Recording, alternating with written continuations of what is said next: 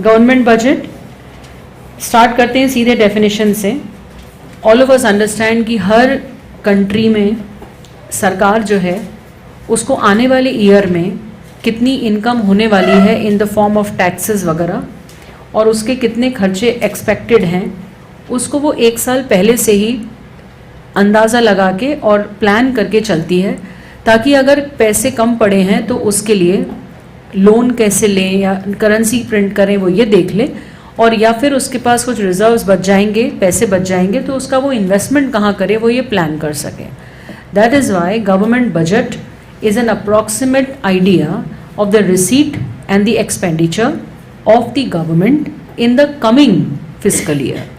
आने वाले fiscal year India में 1 अप्रैल से 31 मार्च का हम अकाउंटिंग ईयर फॉलो करते हैं, तो उस फिस्कल ईयर या अकाउंटिंग ईयर में हमारी कितनी आइटम वाइज रिसीट आने वाली है और कितना एक्सपेंडिचर होने वाला है उसका ब्यौरा पहले से ही, उसका एक approximate idea is called the government budget. अपने इंडिया में ये जो गवर्नमेंट बजट है कंट्री की इकोनॉमिक पॉलिसी का परिचय है। तो हमारी तत्कालीन finance minister honourable Mrs Nirmala Sitharaman, वो जो भी फाइनेंस मिनिस्टर रहते हैं, they present it in the parliament, और it is always on estimated basis, क्योंकि वो आने वाले वर्ष के लिए है, एंड आने वाले वर्ष की कोई भी चीज़ एग्जैक्ट कैसे हो सकती है। So it is always on approximate basis, and इसके 2 हिस्से होते हैं। इसके 2 हिस्सों में पहला तो होता है रिसीट, कि हमारे पास फंड्स आने कितने वाले हैं, एक होता है खर्चा, कि आने वाले ईयर में हम खर्चा कितना करने वाले हैं। अब जब रिसीट की बात करें तो वो 2 प्रकार की होती है, एक रेवेन्यू रिसीट और एक कैपिटल रिसीट। रेवेन्यू रिसीट का मतलब होता है जो हमारे एसेट और लायबिलिटी पे कोई असर नहीं डालने वाली, करंट ईयर की इनकम और करंट ईयर के खर्चों के ऊपर असर डालने वाली है, हमारी नेशनल इनकम और इन सब चीज़ों को अफेक्ट करने वाली है, वो रिसीट। तो ये पैसा जो आता है ये 2 तरीके से आता है, टैक्स से आने वाला और नॉन टैक्स रिसीट। हर देश में टैक्स सबसे बड़ा कंट्रीब्यूटर होता है रिसीट्स का। सो टैक्स भी 2 तरह के होते हैं, direct tax which income tax is the biggest example, and indirect tax GST is the biggest example. साथ ही साथ नॉन टैक्स रिसीट में वो चीज़ें आती हैं जो गवर्नमेंट पूरी कंट्री को चला रही है, जैसे कि कोर्ट, तो कोर्ट की फीस, यूनिवर्सिटीज़ की फीस, फिर गवर्नमेंट के पब्लिक सेक्टर अंडरटेकिंग्स हैं जैसे कि BHEL, BSNL या इंडियन रेलवेज। तो ये सब जो गवर्नमेंट कमर्शियल और एडमिनिस्ट्रेटिव तरीकों से कमा रही है उसको कहते हैं नॉन टैक्स रेवेन्यू, बट ये पोर्शन कम होता है। कारण ये है कि गवर्नमेंट सिर्फ प्रॉफिट के लिए वर्क नहीं करती, सोशल ऑब्जेक्टिव के साथ वर्क करती है, तो इसलिए उनकी बहुत कमाई इस जोन में नहीं होती। But this is their main earning source, direct tax and indirect tax. Okay, अब उसके बाद आई कैपिटल रिसीट, जो चीज़ें कंट्री की बैलेंस शीट बदल दें। कंट्री की बैलेंस शीट में कंट्री के एसेट्स और कंट्री की लाइबिलिटी होती है, तो जो ट्रांजैक्शंस कंट्री की एसेट लाइबिलिटी स्टेटस को चेंज कर दें उसे हम कैपिटल रिसीट कहते हैं। कैपिटल रिसीट में बोरोइंग्स, लोन की रिकवरी और अदर रिसीट्स आती हैं। तो अब हम इसको डिस्क्रिप्शन इनका पढ़ना स्टार्ट करते हैं। नोट्स में आपको मैंने लिखवाया था रेवेन्यू और कैपिटल का मतलब, very important for the exam, कंठस्थ आपको याद रखना चाहिए। रिसीट्स, बजटेड रिसीट का मतलब approximate receipt that the country is going to receive from all sources in the current, previous, future, which in the coming future financial year. So budgeted receipt के मैंने 2 हिस्से बताए, कैपिटल और revenue. सबसे पहले capital पढ़ते हैं। बताइए कैपिटल की क्या डेफिनेशन है। Any receipt that causes a change in the asset and liability structure of the country that is called a capital receipt. और revenue receipt, all those which neither affect the asset nor the liability, they are routine in nature and they are recurring in nature. Having said this, अब अपन आते हैं revenue के, रुको मैं यहाँ से स्टार्ट करती हूँ रेवेन्यू के टाइप्स से। रेवेन्यू रिसीट, बताइए what's revenue receipt, what is a revenue receipt? That neither changes the asset nor the liability of the country, but it affects the income and expense of the current year, so of the coming year. So ये दो तरह की होती है, tax और non tax. अब tax क्या होता है? Tax it is a compulsory payment. Tax is never optional. कि मैं ये सोचूं कि हम अगर मेरे घर में हम रह रहे हैं 4 लोग, तो हम लोग जो आपको टैक्स दें, हमारी इच्छा है तो देंगे, इच्छा नहीं है तो नहीं देंगे, ऐसा नहीं होता. Tax is a compulsory payment. Tax देना ही देना होता है हर नागरिक को और फर्म को. तो both individual and firms give tax. Tax का कोई डायरेक्ट नेक्सस नहीं होता कि हमने अगर 1 लाख रुपए टैक्स दिया तो हमें 1 लाख रुपए का फ़ायदा दो. हम किसी दुकान पे जाके 20 रुपए की ब्रेड खरीदते हैं, तो 20 रुपए देते हैं तो ब्रेड मिलती है, 20 रुपए देते हैं तो बिस्किट मिलता है. बट गवर्नमेंट को टैक्स देते हैं तो बदले में कुछ मिले, ऐसा ज़रूरी नहीं है, क्योंकि वो टैक्स पूरी कंट्री को चलाने में काम आता है. आपके घर की सड़क से ज़्यादा देश की सरहद को बचाने की ज़रूरत है, तो पहले वो उधर पैसा खर्च करेंगे, वो आपके घर के सामने की सड़क नहीं बनाएंगे. तो दैट इज़ वाई टैक्स की डेफिनेशन ही ये है, it is a compulsory payment without any direct benefit in return. Okay. अब ये जो टैक्स है ये 2 तरह के हैं, डायरेक्ट और इनडायरेक्ट. तो डायरेक्ट टैक्स की बात करते हैं. सबसे पहले असर्शन रीजनिंग का ये फेमस क्वेश्चन है कि टैक्स, डायरेक्ट टैक्स को डायरेक्ट क्यों बोलते हैं? बिकॉज उसका बर्डन शिफ्ट नहीं किया जा सकता. जो व्यक्ति कमाता है उसी के ऊपर लगता है, और वो अपना बर्डन किसी दूसरे पे शिफ्ट नहीं कर सकता. डायरेक्ट कमाने वाले से इकट्ठा किया जाता है, इसलिए it is called direct tax. Income tax जिसका एग्जाम्पल है, it is progressive in nature. Progressive का मतलब जैसे जैसे आदमी की इनकम बढ़ेगी टैक्स भी बढ़ेगा, क्योंकि वो as a percentage of income लगता है. तो अगर इनकम होगी नहीं तो टैक्स लगेगा नहीं, इनकम बढ़ेगी तो टैक्स बढ़ेगा. Hence it is called progressive. Progressive के अलावा डायरेक्ट टैक्स की एक खासियत है कि उसका burden can not be shifted. तो ये 2 बातें तुम्हें पता होना चाहिए. डायरेक्ट टैक्स, भैया हम रिवीजन कर रहे हैं, इससे स्लो हम नहीं जा सकते हैं, आपको अलर्ट होकर सुनना पड़ेगा. डायरेक्ट टैक्स बेटू इंसानों पे लगता है और फर्म्स पे. It is levied on individuals and on firms और कंपनीज. डायरेक्ट टैक्स की जो लाइबिलिटी है, जिस व्यक्ति पे इम्पैक्ट है उसी पे इंसिडेंस है. डायरेक्ट टैक्स का burden can not be shifted, और इसके एग्जाम्पल भी खूब आते हैं एग्जाम में. इनकम टैक्स, कॉर्पोरेट टैक्स पर्यायवाची इसका, इंटरेस्ट टैक्स ये आजकल हाउएवर नहीं लग रहा, और वेल्थ टैक्स भी बंद हो गया, बट एग्ज़ाम के MCQ में ये आता है. तो ये सारे डायरेक्ट टैक्स हैं. इनकम टैक्स उसका भाई कॉर्पोरेट टैक्स जो कंपनीज पे लगता है, दोनों एक ही हैं. इंटरेस्ट टैक्स ये अब नहीं लगता है, वेल्थ टैक्स भी नहीं लगता, बट इस पे MCQ आ सकता है. ओके. अब इनडायरेक्ट टैक्स पे आते हैं. GST इनडायरेक्ट टैक्स का example best. Goods and services tax. Goods और सर्विस बेचने पर जो टैक्स लगता है बच्चों, उसको अपन GST कहते हैं, इनडायरेक्ट टैक्स. इसमें दुकानदार जो है अपना बर्डन शिफ्ट कर देता है कस्टमर पे. कस्टमर ने अगर 10 रुपये का झंडू बाम खरीदा तो उसका 10% 1 रुपये उसमें जुड़ जाएगा, और वो 11 रुपये देगा ओनर को रैदर देन 10 रुपये. तो सेलर ने गुड्स बेचे थे, टैक्स तो उस पर लगना था, पर उसने अपना बर्डन शिफ्ट कर दिया और किसके ऊपर ढोल दिया? कस्टमर. अब कस्टमर से वो कलेक्ट कर रहा है और जाके गवर्नमेंट को दे रहा है, इसलिए it is called indirect. Goods कोई यूज़ कर रहा है, बेच कोई और रहा है, और जो व्यक्ति टैक्स दे रहा है दूसरा आदमी उससे कलेक्ट करके गवर्नमेंट को दे रहा है. तो it is indirect route and it is burden shiftable tax. तो GST उसका शाइनिंग एग्जाम्पल है.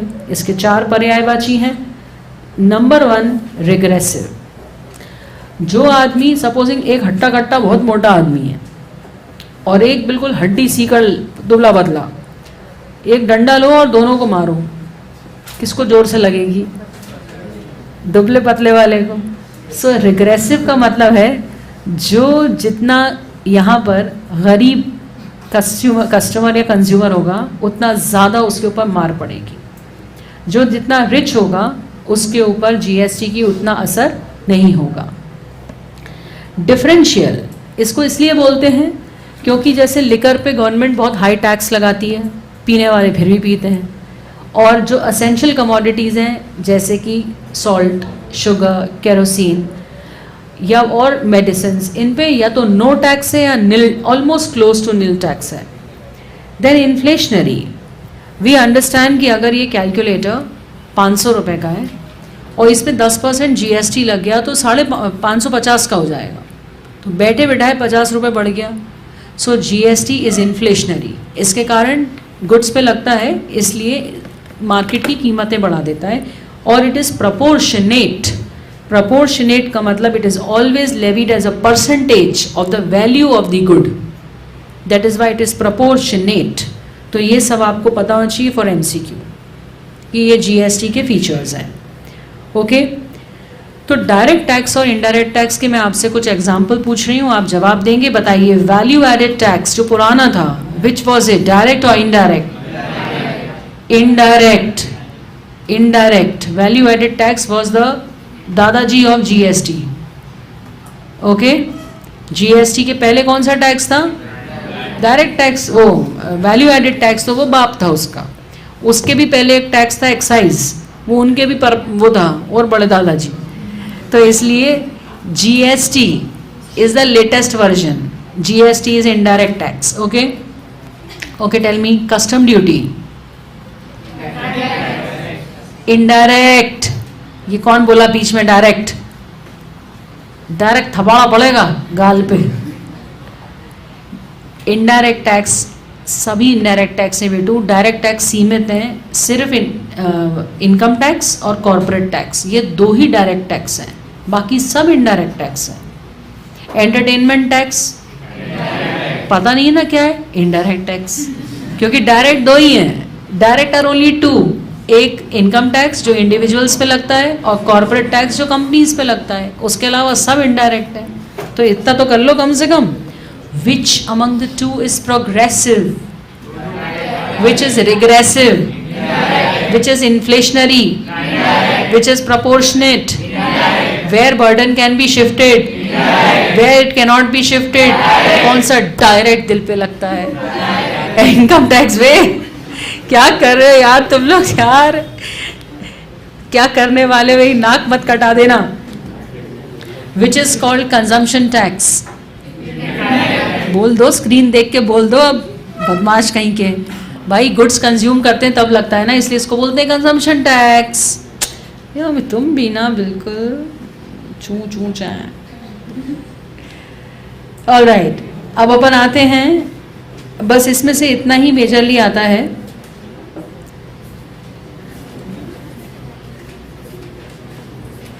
थोड़े से नॉन टैक्स रिसीट्स देख लेते हैं। नॉन टैक्स, टैक्स के अलावा जितनी बची कुची गवर्नमेंट की रिसीट्स हैं उनको अपन बोलते हैं नॉन टैक्स रेवेन्यू। इसमें बस 2-3 कर लो। एक इसमें से तुम कर लो स्पेशल असेसमेंट, क्योंकि ये आजकल काफ़ी वोग में है। Can someone tell me what is special assessment? Special assessment बोलो जल्दी फटाफट।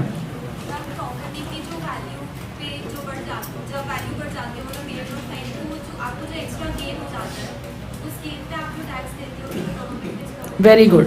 आजकल हम देख रहे हैं कि मोदी सरकार ने स्मार्ट सिटीज़ घोषित किया है, हमारा भोपाल को भी स्मार्ट सिटी घोषित किया है।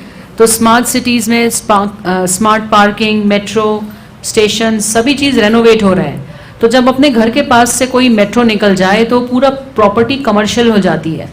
कमर्शियल प्रॉपर्टी के दाम बहुत बढ़ जाते हैं, क्योंकि घर में रहता है कोई तो उस घर से कमाई नहीं होती, पर वहीं कोई दुकान खोल लेता है तो वो कमाने का जरिया बन जाता है। तो उस बात का जो गवर्नमेंट है उस आदमी से कहती है कि हमारे प्रोजेक्ट की वजह से तुम्हारे यहाँ वैल्यू बढ़ी, तुम हमें इस पे टैक्स दो। तो that is called special assessment. इसके अलावा बाकी सब तो बहुत सिंपल है, यही बस काम का था। और एक एस-चीट, जैसे कि कोरोना में कई बार ऐसा हुआ कि कपल्स हैं, हस्बैंड वाइफ दोनों की डेथ हो गई, there is no legal heir, will लिखी नहीं उन्होंने, तो उनके घर में जो सामान बचा सब गवर्नमेंट ने उठा लिया, कॉन्फिस्केट कर लिया, उसको कहेंगे एस-चीट। ओके, सो ये नॉन टैक्स में ये 2 इनफ हैं। अब उसके बाद अपन आ जाते हैं नेक्स्ट पॉइंट पर, and that is capital receipt. Capital receipt के पन्ने, सो कैपिटल रिसीट, किसी भी कंट्री में एसेट और लायबिलिटी के स्टेटस को जो चेंज कर दे ट्रांजैक्शन, उसको कैपिटल नेचर ट्रांजैक्शन कहते हैं। और कैपिटल रिसीट का मतलब आपने पैसा प्राप्त तो किया है बट या तो एसेट चेंज हो गया या लायबिलिटी। फॉर एग्जाम्पल कोविड के समय में बहुत सारी कंट्रीज की इकोनॉमी एकदम लोएस्ट हिट पे पहुंच गई थी, तो हमको वर्ल्ड बैंक से, यूनेस्को से, यूनिसेफ से, इन सब बॉडीज से लोन लेने पड़े थे। तो हमने पैसे तो पाए बट हमारी लायबिलिटी बढ़ गई कि we will have to return it after 3 or 5 years whatever. ऐसे ही हमने अपने से छोटे देश जैसे सपोजिंग श्रीलंका, उनको हमने 50 करोड़ का लोन दे रखा था। हमें खुद को ज़रूरत पड़ी तो हमने उनसे पैसे वापस मांग लिए, तो पैसे आ तो गए बट हमारा एसेट कम हो गया। वो एसेट जो उस पर हमको इंटरेस्ट मिलता था, हमने लोन दिया था, हमें इंटरेस्ट मिलता था, अब हमने वापस मंगा लिए पैसे, तो वो हमारा रिकवरी ऑफ लोन में आ गया। और तीसरा अदर रिसीट्स, जिसमें 2 हैं, in disinvestment and small saving. Disinvestment का मतलब है, सबसे शाइनिंग एग्जाम्पल है अभी Air India. Government of India ने इंडियन एयरलाइंस और एयर इंडिया में अपना पैसा लगा रखा था। पैसे के लगाने को कहते हैं इन्वेस्टमेंट। जब गवर्नमेंट को लगा कि हम उसको इतना प्रॉफिटेबली रन नहीं कर पा रहे और प्राइवेट सेक्टर के हाथ में दे देना चाहिए, तो उन्होंने अपना इन्वेस्टमेंट बेच दिया, तो एयर टाटा ने उसको खरीद लिया। तो गवर्नमेंट के एंगल से देखो तो इट वाज डिसइन्वेस्टमेंट। तो डिसइन्वेस्टमेंट से गवर्नमेंट के पास पैसे तो लमसम आ गए बट गवर्नमेंट का एसेट कम हो गया। इंडियन एयरलाइंस और एयर इंडिया में लगा हुआ पैसा गवर्नमेंट की बहुत बड़ी सोर्स ऑफ इनकम था। लास्ट में लॉस होने लगा था but it was a good source of income, तो उनका एसेट कम हो गया। तो ये अपने को पढ़ना है कैपिटल रिसीट। इसको आप याद कीजिए, तीनों सब पॉइंट याद कीजिए कैपिटल रिसीट के। पहला सब पॉइंट है बोरोइंग्स, कि हमने लोन लिया, अगर हमें ज़रूरत पड़ी तो। रिकवरी ऑफ लोन, हमने जिन्हें लोन दिया हुआ था वह वापस लिया। और अदर रिसीट्स में डिसइन्वेस्टमेंट, गवर्नमेंट ने अपने शेयर्स बेच दिए। और अगर हमने पोस्ट ऑफिस से स्मॉल सेविंग से पैसा उठाया। अगर आपको लगता है कि मुझको याद नहीं हो पाएगा मैम, तो आपको डिटेल लेक्चर पढ़ना पड़ेगा। चलिए इस पे आ जाइए बोरोइंग से। हम बोरोइंग जनरली किससे उठाते हैं? पहला तो है OMO, ओपन मार्केट ऑपरेशंस, जो हम अपनी ही कंट्री के लोगों से उठाते हैं। गवर्नमेंट का एजेंट बन जाती है RBI और वो ट्रेजरी बिल इशू करती है। सो OMO, पब्लिक से हम पैसा उठाते हैं। सेकेंड, RBI अपने भंडार में से लोन देती है। थर्ड, फॉरेन गवर्नमेंट्स जैसे US से हमने बहुत लोन लिया है आज़ादी के बाद, और USSR से भी लिया है। और उसके बाद लास्ट इज वर्ल्ड बैंक जैसी इंटरनेशनल फाइनेंशियल बॉडीज। ओके, तो ये कैपिटल रिसीट हो गई। अच्छा बताओ, किसी कंट्री में कैपिटल रिसीट बहुत ज़्यादा है, तो क्या हम ये कह सकते हैं कि कंट्री की फाइनेंशियल कंडीशन बहुत ठीक नहीं है इसलिए कैपिटल रिसीट बहुत ज़्यादा है? येस, वी कैन से सो। क्योंकि कैपिटल रिसीट का मतलब क्या हुआ? या तो आपने लोन लिया तो आपको ज़रूरत थी तभी तो लोन लिया, या एसेट बेच दिया। कोई भी कंट्री कमाई करता हुआ एसेट क्यों बेच रही है? क्योंकि उसको पैसों की ज़रूरत पड़ गई ना, इसलिए। तो कैपिटल रिसीट का ज़्यादा होना मतलब कंट्री की कैपिटल वो फाइनेंशियल पोजीशन बहुत सॉलिड स्ट्रांग नहीं है। ऑल राइट, ठीक है, आगे बढ़ते हैं। एक्सपेंडिचर पर से वो ज़्यादा क्वेश्चन पूछते नहीं है। कैपिटल और रेवेन्यू दोनों ही तुम्हें पता है। अकाउंट्स में तुम पढ़ते थे 11th क्लास में कैपिटल और रेवेन्यू एक्सपेंडिचर। जिस एक्सपेंडिचर से कोई एसेट क्रिएट हो, जो हमारी अर्निंग कैपेसिटी बढ़ाए, जो 1 साल से ज़्यादा काम आए, जैसे देश की सड़कें, railway sidings, airports, hospital buildings, schools, ये सब। और रेवेन्यू एक्सपेंडिचर उसको मेंटेन करने के लिए किया जाने वाला खर्चा, जैसे कि कोई कार के अंदर का पेट्रोल, तो the petrol is the revenue expenditure and the car itself is the capital expenditure. तो जिससे एसेट लायबिलिटी का स्टेटस चेंज हो वो कैपिटल एक्सपेंडिचर, जिससे रूटीन खर्चा हो और मेंटेनेंस हो, बस कोई एसेट क्रिएट ना हो, दैट इज रेवेन्यू एक्सपेंडिचर। अब इसके बाद आते हैं यहाँ से फॉर श्योर टॉपिक में आता है types of budget. I want your high attention in this area. 3 तरह के बजट होते हैं. बजट के कैटेगरी 3 हो सकते हैं, बैलेंस्ड, सरप्लस और डेफिसिट. नाम से ही स्पष्ट है, बैलेंस बजट का मतलब अगर 1000 रुपये मेरे पास आने वाले हैं तो मेरा खर्चा भी 1000 है, no saving and no loan from anyone, जो आया गया बराबर. सरप्लस बजट का मतलब है कि मेरे पास 1200 रुपये आए हैं और खर्चा मेरा 1000 हुआ है, तो मेरे पास आया ज़्यादा है तो 200 रुपये एग्जाम्पल बच गए, सरप्लस बजट. और तीसरा डेफिसिट बजट, मेरे पास आया है पैसा 800 और मेरा खर्चा है 1000, तो रिसीट मेरी कम है और 200 मैं माइनस में चल रही हूँ. डेवलपिंग कंट्रीज़ का जनरली डेफिसिट बजट ही होता है. ये एग्ज़ाम का इम्पॉर्टेंट क्वेश्चन, वहाँ पर आप इस चीज़ को नोट करें कि डेवलपिंग कंट्रीज़ का डेफिसिट में ही क्यों बजट रहता है. उनकी जो कमाई है टैक्सेस से वो उतनी होती नहीं है, देश की नेशनल इनकम ही नहीं है. आदमी कमा ही नहीं रहा है तो देश को टैक्स क्या देगा. तो टैक्सेस से इनकम तो कम है मगर देश डेवलप हो रहा है, तो इंफ्रा में, डिफेंस में, हर चीज़ में पैसा जा रहा है, बह रहा है. तो गवर्नमेंट का खर्चा बहुत है, रिसीट कम है, तो मजबूरी में उनको लोन लेना ही पड़ता है दूसरे बड़े देशों से. That is the situation of a developing nation. और हमारी भी यही स्थिति थी आज़ादी के 50 साल बाद तक. Okay, so types of budget में 3 टाइप के. अब आते हैं पहले डेफिसिट पे. डेफिसिट का मतलब मैंने तुम्हें बता दिया. अब 3 तरह के डेफिसिट होते हैं, very important, please pay attention. Budgetary deficit, fiscal deficit, primary deficit. होते तो बहुत सरल हैं बट इनके असर्शन रीजनिंग बेस्ड क्वेश्चन काफ़ी सर दुखाते हैं, इसलिए इनको अंदर तक, तह तक समझना बहुत ज़रूरी है. बजटरी डेफिसिट में 2 ले लेते हैं हम एस्पेक्ट, कैपिटल डेफिसिट और रेवेन्यू डेफिसिट. अभी मैंने तुम्हें कैपिटल रिसीट पढ़ाई और कैपिटल एक्सपेंडिचर पढ़ाया, रेवेन्यू रिसीट पढ़ाई और रेवेन्यू एक्सपेंडिचर पढ़ाया. रेवेन्यू डेफिसिट में हम सिर्फ 2 चीज़ें कंपेयर करते हैं कि revenue receipt versus revenue expenditure कितना कितना हुआ. अगर मेरा खर्चा है 1000 और रिसीट है 800 तो 200 रुपये का रेवेन्यू डेफिसिट हो गया. बोलो हाँ या ना. और कैपिटल जो कि इकोनॉमी में कंसिडर नहीं होता, तुम्हारे कोर्स में भी नहीं है, बट कॉमन सेंस की बात है कि इसमें सिर्फ कैपिटल रिसीट को कंपेयर किया जाता है कैपिटल एक्सपेंडिचर से. सड़कें वगैरह जो बन रही हैं they are all capital expenditure. 1000 का एक्सपेंडिचर है अगेन और रिसीट है 700, तो 300 रुपये का कैपिटल डेफिसिट हो गया. तो दोनों तरह के डेफिसिट को जोड़ लो, 300 और 200, तो 500 रुपये बजटरी डेफिसिट हो गया. सो बजटरी डेफिसिट में सभी प्रकार की रिसीट और सभी प्रकार का एक्सपेंडिचर है, बट रेवेन्यू और कैपिटल में उस नेचर का बस एक्सपेंडिचर और रिसीट है. तो बजटरी डेफिसिट का वो है sum formula, total expenditure versus total receipt. Total expenditure मतलब ऑल, रेवेन्यू, कैपिटल, एवरीथिंग. अगर 1000 है और टोटल रिसीट माने revenue, capital, all type of receipt अगर 600 है तो बताओ कितना कम पड़ गया. ये 400 इज कॉल्ड बजटरी डेफिसिट.